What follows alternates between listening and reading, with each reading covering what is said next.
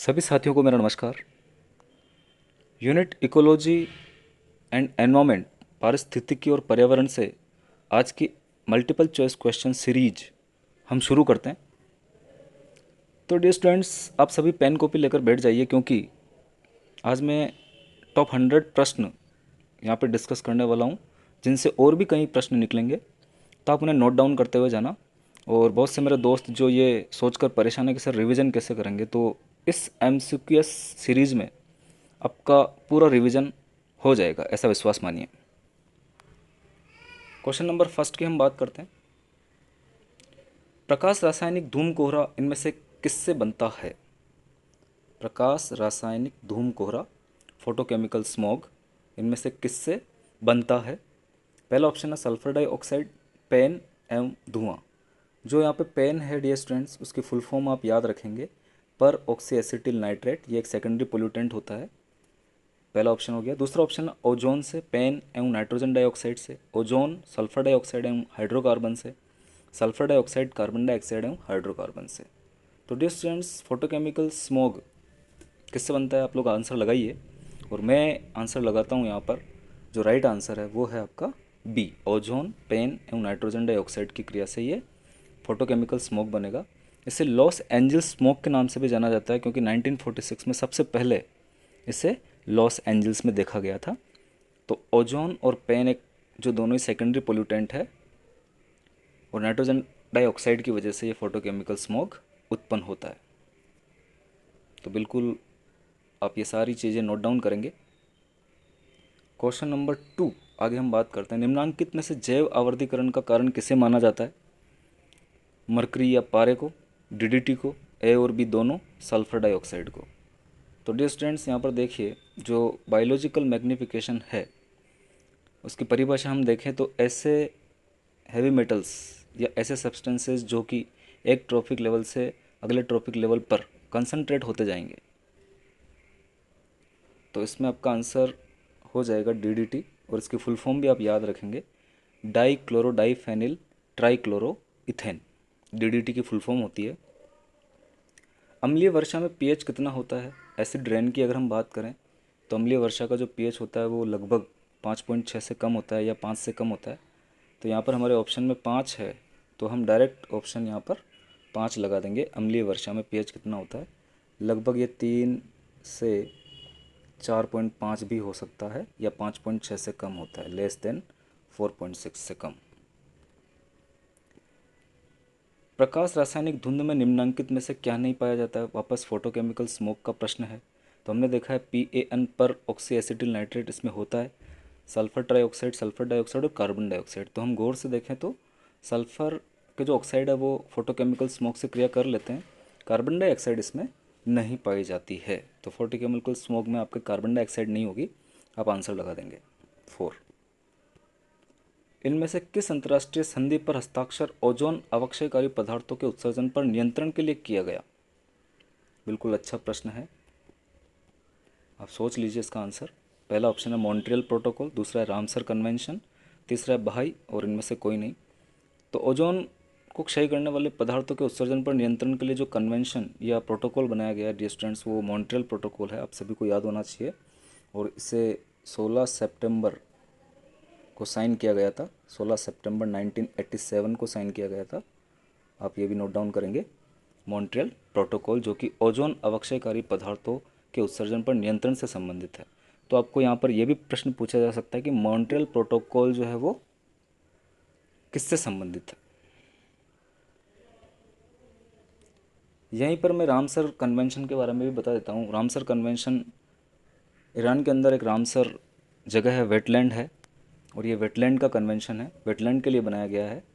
तो Ramsar convention जो है वो 2 फरवरी 1971 को हुआ था, और 2 फरवरी को ही वेटलैंड डे के नाम से भी मनाया जाता है, यानी 2 फरवरी को वेटलैंड डे मनाया जाता है। ये भी आप ध्यान देंगे। रामसर कन्वेंशन ईरान के शहर रामसर के ऊपर बनाया गया है। आगे हम ग्रीन मफलर की बात करते हैं। ग्रीन मफलर किस प्रकार के प्रदूषण के निदान हेतु प्रयुक्त होता है? मृदा, जल, वायु, ध्वनि।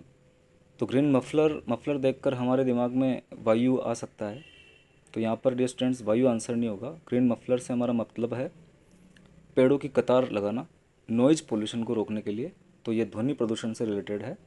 जो इंडस्ट्रियल एरिया है या रोड साइड पर हम 4-5 पेड़ों की रोज़ लगाकर, पंक्तियाँ लगाकर ध्वनि प्रदूषण को कम कर सकते हैं। ग्रीन मफलर इसी प्रकार का एक प्रोग्राम है। लाइकेन की आगे हम बात करते हैं। लाइकेन एक सिम्बायोटिक रिलेशनशिप होता है एल्गी और फंगस के बीच का, जिसमें एल्गल पार्ट को हम फाइकोबायोंट बोलते हैं और फंगल पार्ट को हम माइकोबायोंट कहते हैं। तो लाइकेन जो है वो आपका सल्फर डाइऑक्साइड प्रदूषण का सूचक होता है, यानी ऐसी जगह जहाँ पर एनवायरनमेंट में सल्फर डाइऑक्साइड ज़्यादा होती है उन जगहों पर लाइकेन नहीं उगती है। तो बिल्कुल आप यहाँ पर सल्फर डाइऑक्साइड लगा देंगे। Lichens are the indicator of SO2 pollution. Chipko आंदोलन संबंधित है वृक्ष लगाने से, मनुष्यों द्वारा वृक्षों को काटकर गिराए जाने से बचाने से, तंबाकू छोड़ने से, इनमें से सभी। तो बिल्कुल चिपको आंदोलन वृक्षों को कटने से बचाने के लिए किया गया। और चिपको आंदोलन भी 1973 में आप देख सकते हैं, जो चमोली डिस्ट्रिक्ट है उत्तर प्रदेश में था पहले और अब वो उत्तराखंड में है, वहाँ से शुरू किया गया था। और सुंदरलाल बहुगुणा का नाम चिपको आंदोलन से जुड़ा हुआ है, वो भी आप ध्यान देंगे। अमृता देवी बिश्नोई का नाम भी हमारे राजस्थान में फेमस है। उन्होंने भी पेड़ों के साथ चिपक कर अपनी जान देकर पेड़ों को कटने से बचाया था।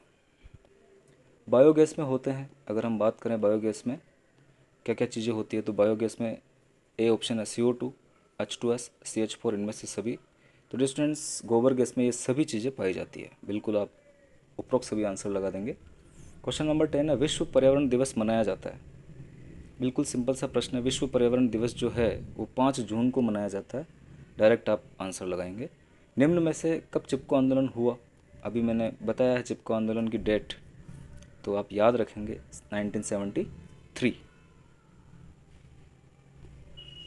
क्लोरोफ्लोरोकार्बन उत्तरदायी है CFCS, अम्ल वर्षा के लिए, ओजोन परत अवक्षय के लिए, वैश्विक तापमान के लिए, तापीय वर्धन के लिए। तो ओजोन परत अवक्षय के लिए। भोपाल गैस त्रासदी किस गैस के रिसाव से हुई? PAN, स्मोक, मिथाइल आइसोसाइनेट और SO2। तो भोपाल गैस त्रासदी की यदि हम बात करें तो यहाँ पर आपका आंसर हो जाएगा methyl isocyanate, MIC।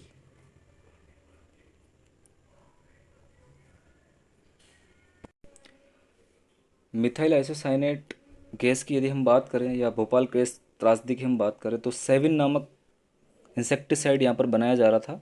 Union carbide industry है या फैक्ट्री थी जिसमें ये बनाया जा रहा था, और यहाँ पर ये गैस रिसी। और इसकी डेट आप याद रखेंगे 2 दिसंबर 1984 को ये घटना भोपाल में घटित हुई थी। तो ये डेट भी पूछ ली जाती है। क्वेश्चन नंबर 14 की आगे हम बात करते हैं। आगरा स्थित विश्व प्रसिद्ध ताजमहल को मुख्यतः किस गैस से खतरा है? तो ताजमहल की यदि हम बात करें तो ताजमहल का जो संगमरमर है वो एसिड रेन से ख़त्म होता जा रहा है, जिससे हम लेप्रोसी ऑफ स्टोन भी बोलते हैं। और लेप्रोसी ऑफ स्टोन का कारण है, यहाँ पर अगर हम देखें तो सल्फर डाइऑक्साइड हो जाएगा, क्योंकि सल्फर डाइऑक्साइड पानी के साथ मिलकर H2SO4 बना लेती है, और एसिड रेन में 70% तक H2SO4 होता है, और वही कोरोजिव इफेक्ट डालता है इस संगमरमर पर। अम्ल वर्षा में SO2 सल्फ्यूरिक अम्ल का भाग कितना होता है? अभी मैंने बताया सल्फ्यूरिक अम्ल का जो भाग होता है वो 70% होता है, और 30% यहाँ पर नाइट्रिक एसिड का भाग होता है। ये भी आप ध्यान रखेंगे। एसिड रेन में 30% HNO3 होता है और 70% सल्फ्यूरिक एसिड होता है। मीना-मटा रोग उत्पन्न होता है। काफ़ी अच्छा प्रश्न है। पीने के जल में ऑर्सेनिक संचित होने से, पीने के जल में फ्लोराइड एकत्रित होने से, पारे से प्रदूषित मछलियों के सेवन से, जल में तेल फैल जाने से। तो बिल्कुल पारे से प्रदूषित मछलियों के सेवन से। और ये जापान में खोजा गया था मीना-मटा रोग। वहाँ पर एक मीना-मटा बे है, खाड़ी है, जहाँ पर मछलियों में पारा एक्यूमुलेट हो गया और उन मछलियों को खाने से लोगों में मीना-मटा रोग फैला। वाहित मल जल के शुद्धिकरण में क्रियाशील होते हैं। जंतु प्लवक, मछलियाँ, जीवाणु, बिल्कुल जीवाणु जो है वहाँ पर क्रियाशील होंगे और उनको शुद्ध करेंगे।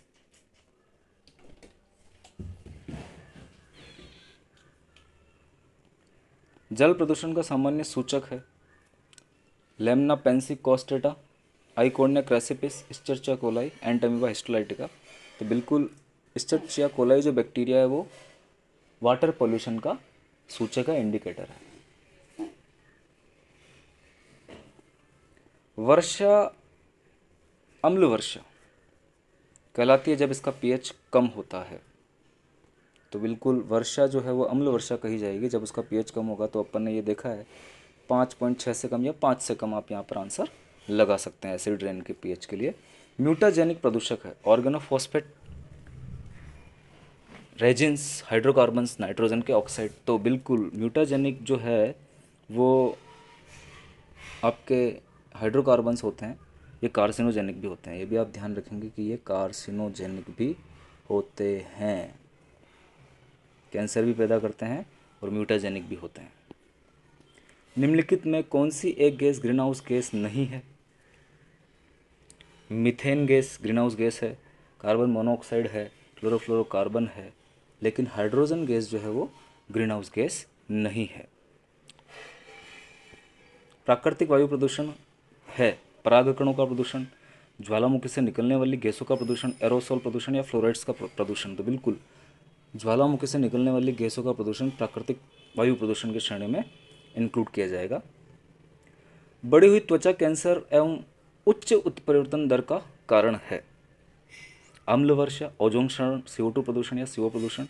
बिल्कुल जो जीरोडर्मा पिगमेंटोसम होता है, त्वचा का कैंसर होता है या उच्च म्यूटेशन होता है, हाई म्यूटेशन की दर, वो अल्ट्रावायलेट रेज से होती है और अल्ट्रावायलेट रेज ओजोन क्षरण की वजह से पृथ्वी पर पहुंचती है। तो बिल्कुल आपका आंसर यहाँ पर बी हो जाएगा। जलाशयों में पोषकों की अधिकता उत्पन्न करती है। बिल्कुल अगर तालाबों में, नदियों में, स्ट्रीम्स में पोषक पदार्थ ज़्यादा हो जाएंगे तो वहाँ पर एल्गल ग्रोथ होगी, एल्गल ब्लूम फैलेगा, एल्गी अधिकता में वृद्धि करेगी। तो ए ऑप्शन है स्थिरीकरण, बी है सुपोषण या यूट्रोफिकेशन, अनुक्रमण, इनमें से कोई नहीं। तो बिल्कुल पोषक पदार्थों की अधिकता में सुपोषण होगा, यूट्रोफिकेशन होता है। इसका आप इंग्लिश नेम भी याद रखेंगे, यूट्रोफिकेशन।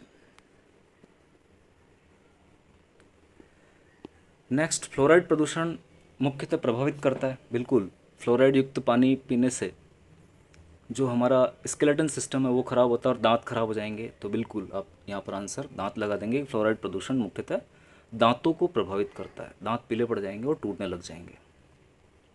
वायुमंडल के निचले भाग से शिखर तक वायु स्तंभ कॉलम में ओजोन की मोटाई किस इकाई में मापी जाती है? तो बिल्कुल ओजोन मापने की इकाई आपको यहाँ पर बतानी है।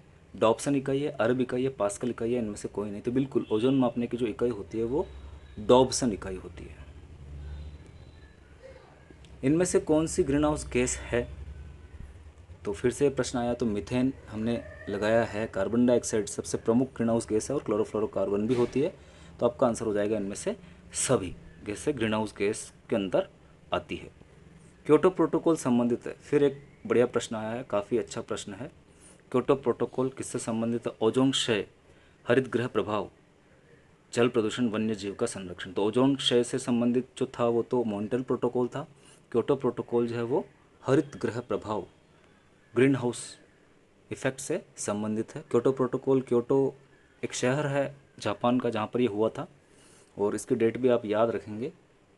11 दिसंबर 1997 को ये क्योटो प्रोटोकॉल हुआ था और इसमें ग्रीन हाउस इफेक्ट वाली जो गैसेज हैं उनको कम करने के लिए ये कन्वेंशन हुआ था। ओजोन के विघटन में कौन सा तत्व उत्प्रेरक के रूप में कार्य करता है? तो बिल्कुल क्लोरोफ्लोरोकार्बन की हम बात करें तो उसमें क्लोरीन फ्लोरीन होती है। तो ओजोन के विघटन में कौन सा तत्व उत्प्रेरक के रूप में कार्य करेगा? तो मुख्य रूप से अगर हम देखें तो ये क्लोरीन आप यहाँ पर आंसर लगाएंगे। फ्लोरीन भी है, ऑक्सीजन और पोटेशियम। तो मुख्य उत्प्रेरक जो होता है वो क्लोरीन, क्लोरीन जो आंसर हो जाएगा वो आपका बिल्कुल करेक्ट हो जाएगा। ओजोन परत किस स्तर पर पाया जाता है? ओजोन परत हम देखते हैं समताप मंडल में मिलती है और उसका इंग्लिश नेम भी आप याद रखेंगे स्ट्रेटोस्फीयर। तो बिल्कुल स्ट्रेटोस्फीयर आप ध्यान देंगे, ओजोन परत इस स्तर में पाई जाएगी। ट्रोपोस्फीयर आपका क्षोभ मंडल है, इसमें नहीं होती है, स्ट्रेटोस्फीयर में ये पाई जाएगी। इसके अलावा यहाँ पर हम गुड और बैड ओजोन की भी बात कर लेते हैं। ट्रोपोस्फीयर में जो ओजोन मिलती है वो बैड ओजोन होती है क्योंकि वो हमारे लिए हानिकारक होती है, लेकिन स्ट्रेटोस्फीयर में जो ओजोन मिलती है वो गुड ओजोन होती है और वो हमें अल्ट्रावायलेट रेस से बचाती है। पर्यावरण संरक्षण अधिनियम किस वर्ष प्रभाव में आया? काफ़ी इंपॉर्टेंट प्रश्न है, 5 स्टार प्रश्न लगा देना क्योंकि यहाँ पर डेट भी लिखी हुई है। तो 19 नवंबर 1986, 19 नवंबर 1989, 19 अप्रैल 1992, 19 मई 1993। तो डियर स्टूडेंट्स बिल्कुल आप इसे याद कर लेना, 19 नवंबर 1986 को यह अधिनियम प्रभाव में आया था। तो आपका आंसर हो जाएगा ए। जैव विविधता अधिनियम या बायोडायवर्सिटी एक्ट कब लागू हुआ? काफ़ी अच्छा प्रश्न है, बहुत बार आरपीएससी ने इसे पूछा है। 2002 में, 2000 में, 2005 में, 2006 में। तो 2002 आप इसे लगा देंगे। जीव एवं उसके पर्यावरण की अन्योन्य क्रियाओं के अध्ययन को हम क्या कहते हैं? काफ़ी इजी प्रश्न है, ऐसे प्रश्न भी आरपीएससी में पूछ लिए जाते हैं। उसे हम जीव विज्ञान कहेंगे या प्राणी विज्ञान कहेंगे, कार्यकी कहेंगे या पारिस्थितिकी कहेंगे? तो बिल्कुल डियर स्टूडेंट्स ये पारिस्थितिकी की परिभाषा है, इकोलॉजी हम उसे कहते हैं। ग्रीक शब्द ओइकोस का क्या अर्थ है? वासस्थल, अध्ययन, समुदाय, समष्टि। ओइकोस से हमारा तात्पर्य है वासस्थल से, हैबिटेट से। किसने जीवों के आकार, प्रकारों तथा कारकों के अन्योन्य क्रियाओं के अध्ययन को पारिस्थितिकी कहा? तो डिस्टेंट जब पेपर को थोड़ा स्टैंडर्ड का करना होता है या हार्ड करना होता है तो इस प्रकार की परिभाषाएं भी आ जाती है और ये परिभाषाएं किन्होंने दी है उनके नाम पूछ लिए जाते हैं। तो ये भारतीय पारिस्थितिकी के जनक रामदेव मिश्रा जी का कथन है और आप डायरेक्ट यहाँ पर आंसर लगा देंगे रामदेव मिश्रा। किसने प्रकृति की संरचना तथा कार्य के अध्ययन को पारिस्थितिकी कहा है? फिर से एक डेफिनेशन वाला प्रश्न है। टेलर ने, क्रेंस ने, ओडम ने और एल्टन ने। तो ये प्रसिद्ध वैज्ञानिक ओडम का कथन है कि प्रकृति की संरचना और कार्य का अध्ययन ही पारिस्थितिकी कहा जाता है।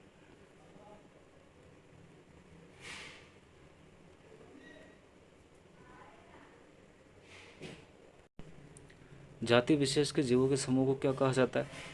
तो जाति विशेष के जीवों के समूह को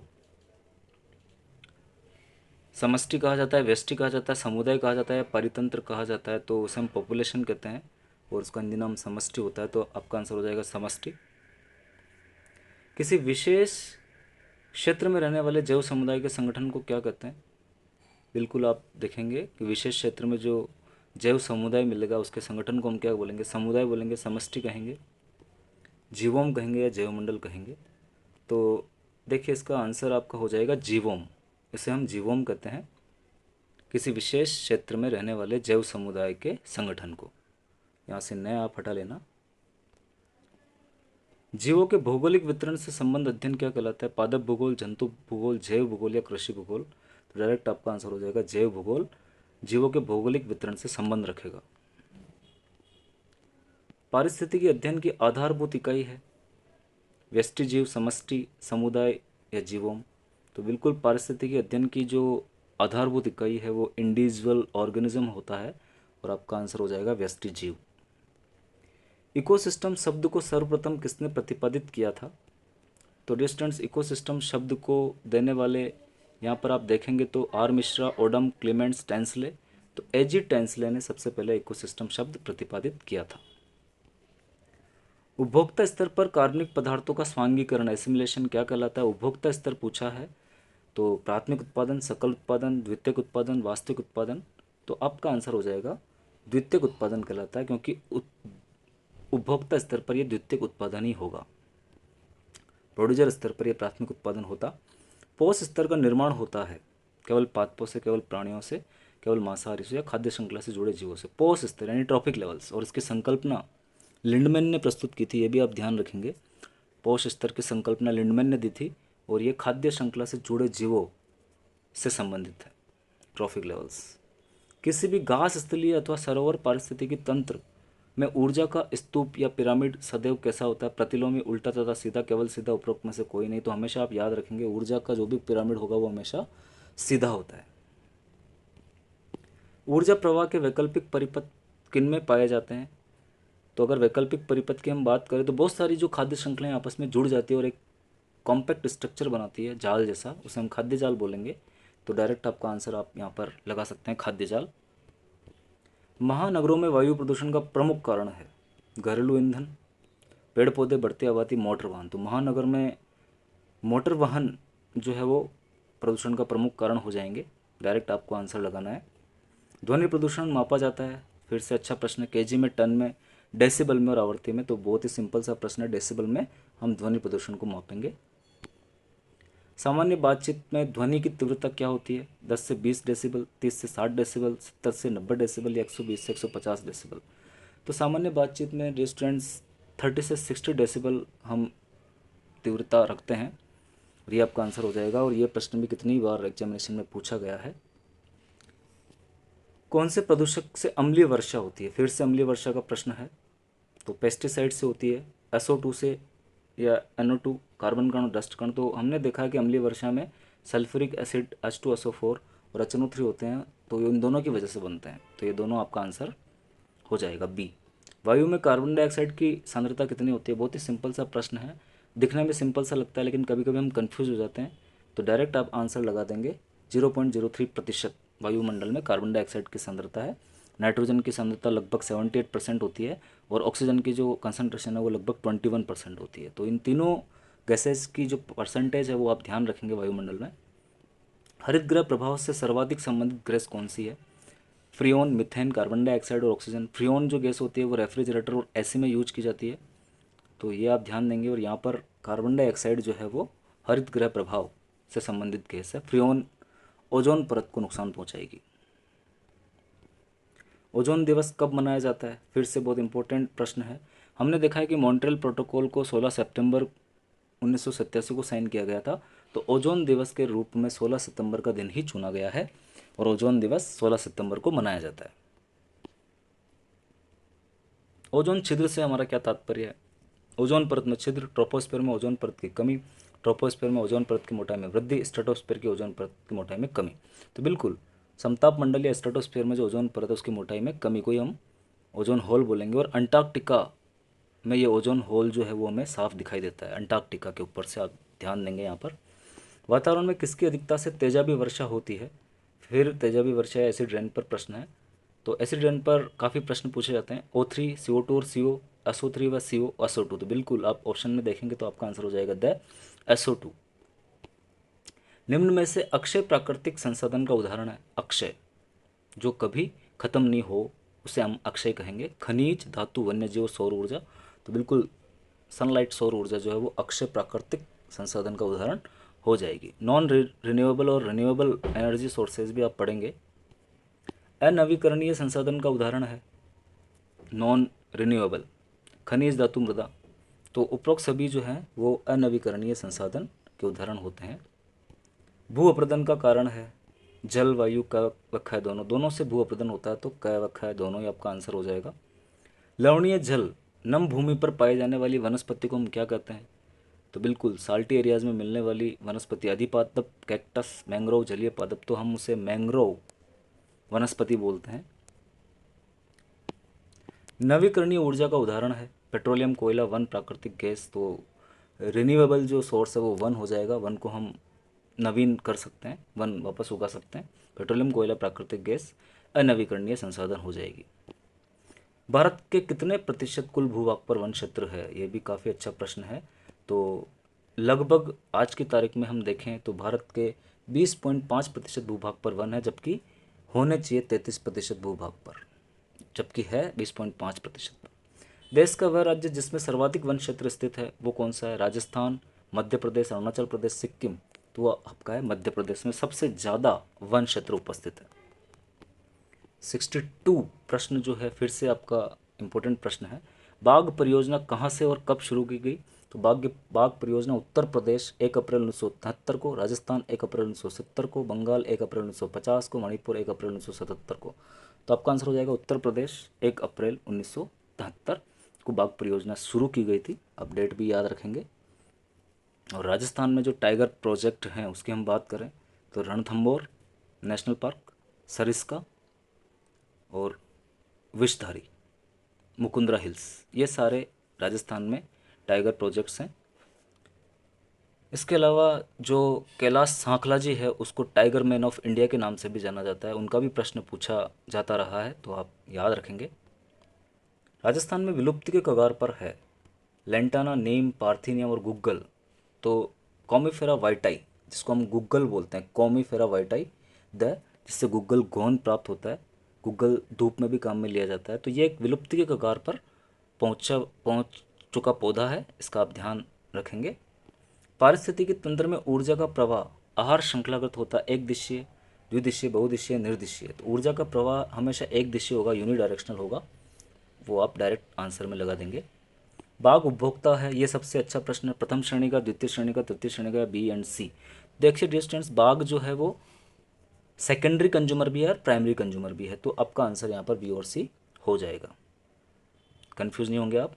तालाब द्वारा निरूपित पारिस्थितिकी तंत्र है, तालाब में पानी जो होता है वो स्टेगनेंट होता है, तो बिल्कुल स्टेगनेंट वाटर के लिए हम लैंटिक वर्ड यूज करते हैं, तो यहाँ पर आप लैंटिक लगा देंगे। लोटिक में हम रिवर्स को, जो बहने वाला पानी होता है, उनको सम्मिलित करते हैं। तल पर रहने वाले जंतु क्या कहलाते हैं? तल भोजी जो जंतु है वो बेंथोस कहे जाते हैं, तो आप आंसर लगा देंगे बेंथिक। पेलेजिक जो होते हैं वो ना तो शोर पर मिलते हैं ना तल पर मिलते हैं, तो वो पेलेजिक होते हैं। वायुमंडलीय आर्द्रता को किस में मापा जाता है? ऑक्सीजनोमीटर, हाइग्रोमीटर, फोटोमीटर या पोटोमीटर? तो वायुमंडलीय आर्द्रता को हाइग्रोमीटर में मापा जाता है। सल्फर का सबसे बड़ा संग्राहक है, सल्फर और फॉस्फोरस जो चक्र है वो चलता है, और हमें पता है कि वो चट्टाने बनाता है, तो चट्टाने जो है वो सल्फर का सबसे बड़ा संग्राहक होगी। पादपों में सर्वाधिक पाया जाने वाला तत्व है नाइट्रोजन, मैग्नीज, आयरन, कार्बन। तो बिल्कुल कार्बन जो है वो सर्वाधिक पाया जाने वाला तत्व हो जाएगा, आपका आंसर हो जाएगा डी। पारितंत्र की दो वनस्पतियों के बीच का संक्रमण भाग क्या कहलाता है? तो पारितंत्र की दो वनस्पतियों के बीच का संक्रमण भाग जो है इकोटोन, इकोक्लाइन, इकोसिस्टम या इकेसिस। तो इसे हम देखें तो इसका आंसर आप लगा देंगे इकोटोन। परितंत्र की दो वनस्पतियों के बीच का जो संक्रमण भाग है वो आपका हो जाएगा इकोटोन। अच्छा प्रश्न है, किसी पारिस्थितिकी तंत्र में सर्वाधिक विभिन्नता युक्त जीव है?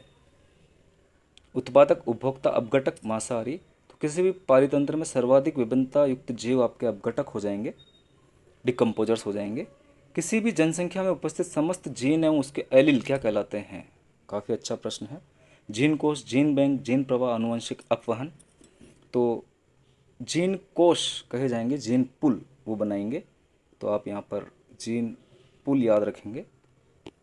एक पोषक स्तर से दूसरे पोषक स्तर पर स्थानांतरित ऊर्जा है लगभग 10%। 10% का जो नियम है वो लिंडमैन ने दिया था, ये भी आप ध्यान देंगे। और उसने कहा था कि हर पोषक स्तर पर केवल 10% ऊर्जा ही ट्रांसफ़र होती है, 90% ऊर्जा जो है वो उन सभी ऑर्गेनिज्म या उस पोषक स्तर के दूसरे कामों में खर्च हो जाती है। निम्न में से कौन सी आहार श्रृंखला जो सही है? घास, गेहूँ, आम गलत। घास, बकरी, शेर, बकरी, गाय और घास, घास, मछली। तो घास, बकरी और शेर जो है वो सही है। इस प्रकार के प्रश्न भी पूछ लिए जाते हैं। निम्न में से कौन कीटभक्षी पौधा है?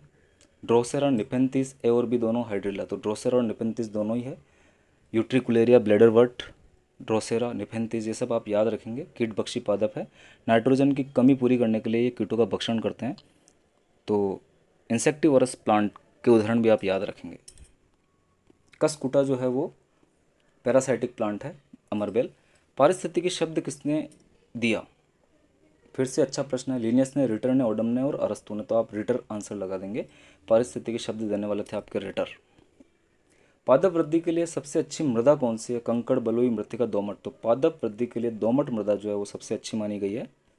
जल निमग्न जड़ युक्त जलोद्भिद है यूट्रिकुलेरिया, ट्रापा, निम्फिया, वेलिस्नेरिया। तो जल निमग्न जड़ युक्त जो जलोद्भिद है वो वेलिस्नेरिया होता है, जिसमें हाइड्रोफिल्ली पाई जाती है। हाइड्रिला में भी हाइड्रोफिल्ली मिलेगी। जल धारण क्षमता इनमें से किसका गुण है?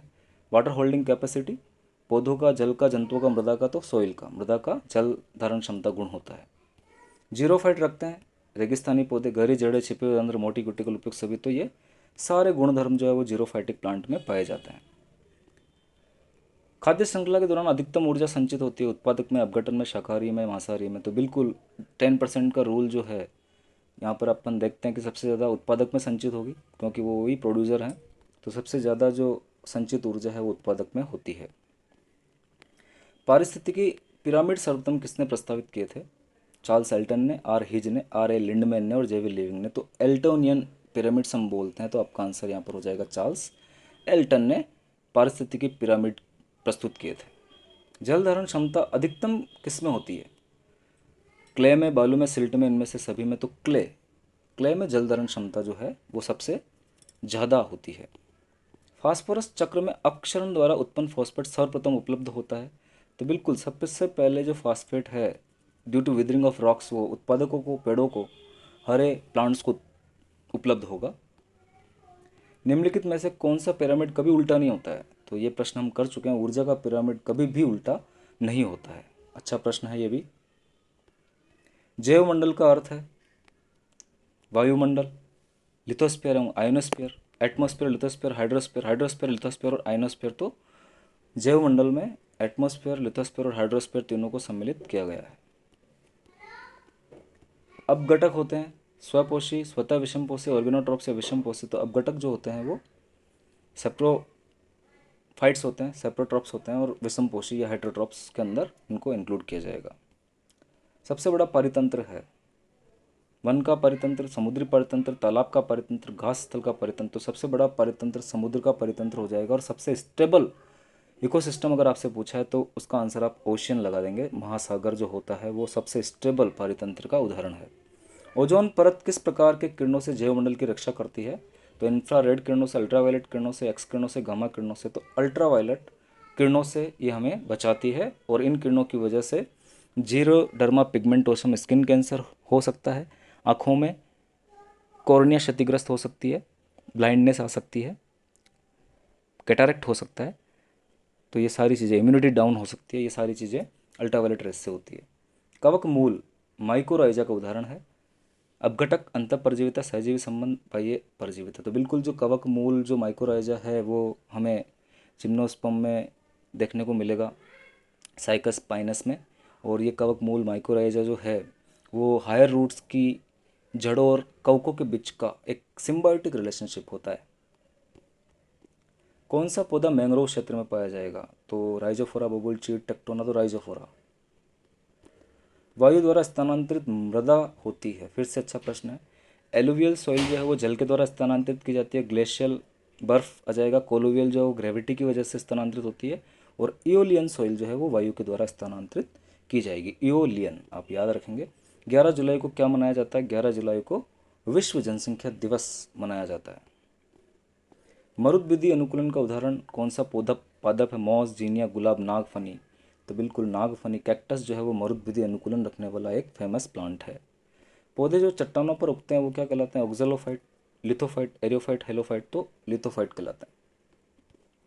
मॉस का पौधा शुष्क वातावरण में अपना जीवन चक्र पूर्ण नहीं कर सकता, क्योंकि मॉस का जो पौधा है वो ब्रायोफाइट, और ब्रायोफाइट को हम एम्फीबियंस ऑफ प्लांट किंगडम बोलते हैं। तो पानी की कमी के कारण, बाह्य निषेचन के कारण, पानी की अधिकता के कारण, इनमें से कोई नहीं। तो पानी की कमी के कारण, पानी की कमी के कारण उसमें जनन नहीं हो पाएगा, उसके युग्मक पहुंच नहीं पाएंगे। आउच आउच या इटाई इटाई, दोनों नाम आप याद रखेंगे। कभी आउच आउच से आ जाता है, या इटाई इटाई नामक बीमारी किससे होती है?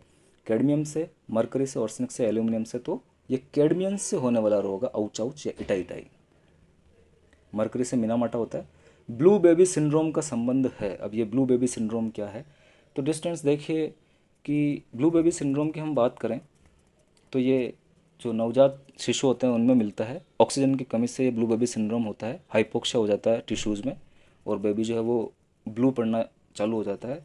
सबसे पहले हम आंसर देख लेते हैं, नाइट्रेट से, पारे से, ऑर्सेनिक से या कैडमियम से। तो इसका आंसर हो जाएगा नाइट्रेट से।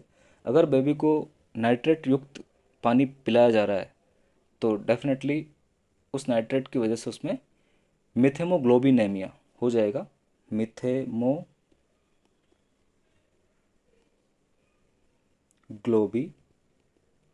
नेमिया, जिसकी वजह से बेबी ब्लू पड़ जाएगा, हाइपोक्सिया उसमें हो जाएगा, ऑक्सीजन की कमी हो जाएगी और इसे हम ब्लू बेबी सिंड्रोम कहते हैं। तो मिथेमोग्लोबिनेमिया भी आप याद रखेंगे। ऑर्सेनिक यहाँ पर आया है तो ऑर्सेनिक की वजह से एक और बीमारी मैं बता देता हूँ, ब्लैक फुट डिजीज़। वो ऑर्सेनिक युक्त पानी पीने से, फुट डिजीज़ जो होती है वो ऑर्सेनिक युक्त पानी पीने से होती है। इसका आंसर तो नाइट्रेट ही होगा ब्लू बेबी सिंड्रोम का तो, लेकिन ऑर्सेनिक से होने वाली जो बीमारी है वो ब्लैक फुट डिजीज़ है। कैडमियम से औचा उच्चे इटाई इटाई और पारे से मीनामाटा रोग होता है। बर्फीले स्थानों में स्तनधारी क्योंकि कानों का आकार छोटा होता है, यानी हम कोल्डर एरियाज़ में जाएं तो जो एनिमल्स हैं उनके एक्सट्रीमिटीज यानी उनके जो किनारे वाले अंग हैं वो छोटे होते हैं, जिससे शरीर की ऊष्मा का विसर्जन न हो सके और जीव वातावरण को अपने अनुसार अनुकूलित कर सके। ये किसका रूल है? तो ये इकोलॉजी के कुछ रूल आ जाते हैं। तो बिल्कुल ये एलन का रूल है, आप आंसर लगा देंगे। यहाँ पे बर्गमान का रूल भी लिखा हुआ है, डार्विन का तो नेचुरल सिलेक्शन थ्योरी है, और रेंस रूल भी लिखा हुआ है, तो इसकी भी हम बात कर लेते हैं। जो बर्गमान का रूल है वो कहता है कि कोल्डर एरियाज़ में मिलने वाले एनिमल्स जो होते हैं वो बड़े होते हैं और वार्मर एरियाज़ में मिलने वाले एनिमल्स छोटे होते हैं। ये बर्गमान का रूल है। रेंस का रूल की अगर हम बात करें तो रेंस ने बताया कि कोल्डर एरिया के बर्ड के जो पंख होते हैं वो नैरो होते हैं और वार्मर एरिया के बर्ड के जो पंख होते हैं वो ब्रॉडर होते हैं। वो रेंस का रूल हो जाएगा। एक ग्लोगर का रूल भी आप याद रखेंगे। वार्मर एरियाज़ में हाईली पिगमेंटेड ऑर्गेनिज्म मिलते हैं और कोल्डर एरियाज़ में लेस पिगमेंटेड ऑर्गेनिज्म पाए जाएंगे। ये ग्लोगर का रूल है। एक जॉर्डन का रूल अपन और देख लेते हैं, जॉर्डन्स लॉ। और जॉर्डन लॉ में ये आएगा कि कोल्डर एरियाज़ में मिलने वाली फिशेज़ में, मछलियों में ज़्यादा वर्टिब्री पाई जाती है। इसके अलावा एक कॉप का रूल है, कॉपे रूल, वो भी आप याद रखेंगे, कॉप्स रूल।